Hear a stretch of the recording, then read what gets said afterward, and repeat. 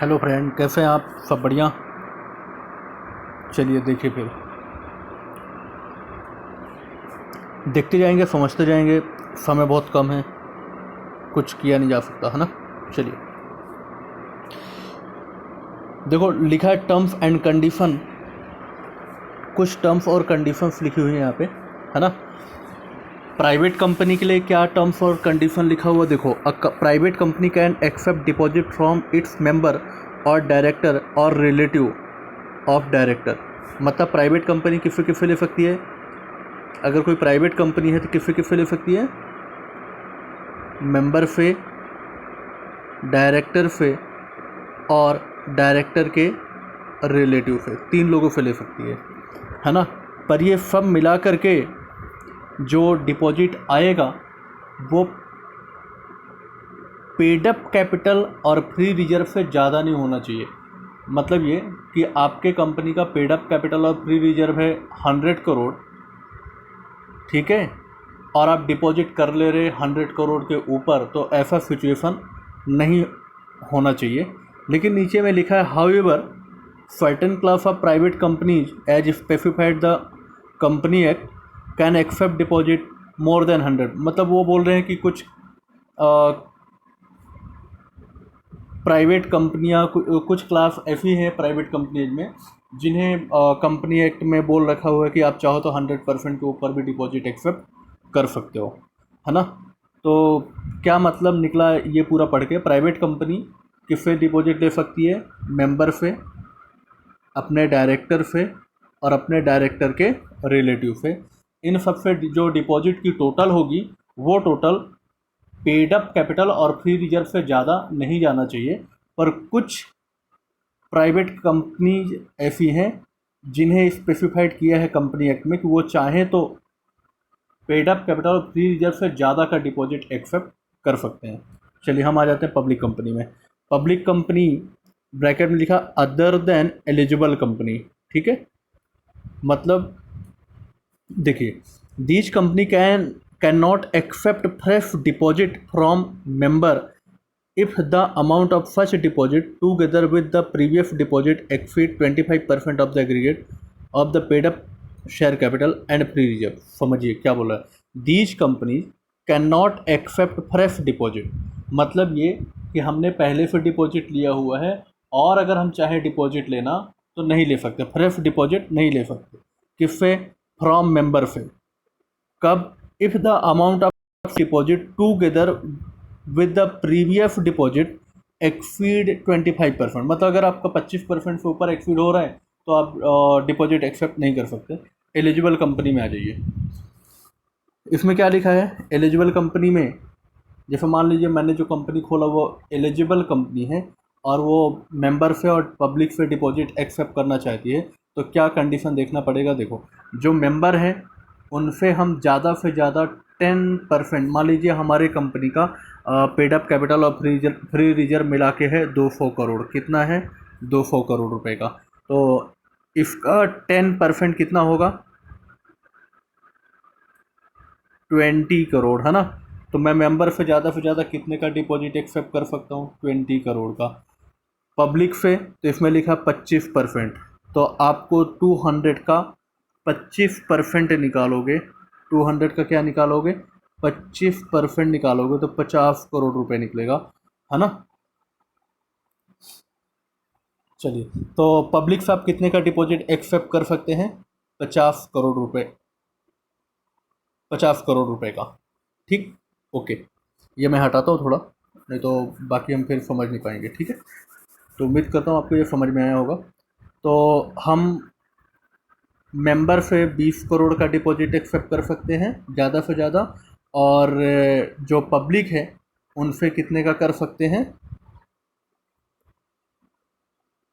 50 करोड़ का, है ना। ओके, आगे देखते हैं। लिखा है गवर्नमेंट कंपनी। अच्छा, एक चीज़ और बता देता हूँ। अगर आप चाहो तो अगर आप ये सोच रहे होंगे कि हम इनसे 5% ले लेते हैं और इनसे 30% ले लेते हैं, तो ऐसा नहीं चलेगा। आप यहाँ से ज़्यादा 25% ले सकते हो बस। अगर आपने 15% इधर से ले लिया तो इधर से कितना ले लिया आपने 15%, तो फिर आपको इधर से कितना लेना पड़ेगा, देखो 25 और 10 35 होता है, इधर से आप सिर्फ 20 ले पाओगे। मतलब आप इनसे थोड़ा ज़्यादा ले सकते हो, पर इनसे 25 के ऊपर बिल्कुल नहीं होना चाहिए, और दोनों का मिला करके 25 और 10 35 के ऊपर नहीं जाना चाहिए, ठीक है। लेकिन अगर कोई गवर्नमेंट कंपनी है, पॉइंट नंबर डी में लिखा हो कि अगर कोई गवर्नमेंट कंपनी है तो वो 35% ले सकती है। अब वो 35% चाहो तो मेंबर से पूरा का पूरा ले लो या पब्लिक से ले लो, ऐसा नाम नहीं लिखा है कि आप मेंबर से लो कितना लो और पब्लिक से कितना लो।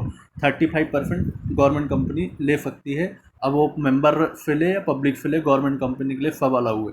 बस ये यहाँ पे थोड़ा सा ध्यान रखना पड़ेगा आपको, जो अभी अपन ने समझा था। फिर पीरियड क्या रहेगा भैया, कितने समय के लिए हम डिपॉजिट एक्सेप्ट करेंगे, तो वो देखते हैं। देखो यहाँ पे लिखा है कि no deposit can be accepted और रिन्यूड। रिन्यूड का मतलब फिर से डिपॉजिट उसी को कंटिन्यू करना। बोला कम से कम 6 महीने के लिए डिपॉजिट एक्सेप्ट होगा और ज़्यादा से ज़्यादा 36 मंथ यानी कि 3 साल 36 महीना। तो मिनिमम 6 मंथ का डिपॉजिट एक्सेप्ट होगा, मैक्सिमम 36 मंथ का। मतलब कोई आदमी आता है बोलता है सर आप हमसे 5 महीने का डिपॉजिट ले लो, तो हम नहीं लेंगे क्योंकि हमें मिनिमम 6 मंथ का लेना है ना। और मैक्सिमम कोई आता बोलता सर 4 साल के लिए रख लो, नहीं रख सकते, हम 36 मंथ तक का रख सकते हैं। फिर उसमें लिखा है in certain circumstances a company may accept deposit repayable earlier than 6 month. बोल रहा है कि अगर कुछ ऐसे केस हैं जहाँ पे 6 महीने से भी कम का डिपॉजिट एक्सेप्ट कर सकते हैं, उसमें आगे में लिखा हुआ है कि वो मिनिमम, फिर उसमें भी कम से कम 3 महीना, मतलब ये 6 महीने तो मिनिमम था ही, इसमें कुछ केस में गवर्नमेंट ने 3 मंथ का भी मिनिमम एक किया हुआ है कि चलो जान दो 3 महीने के लिए तो भी एक्सेप्ट करो।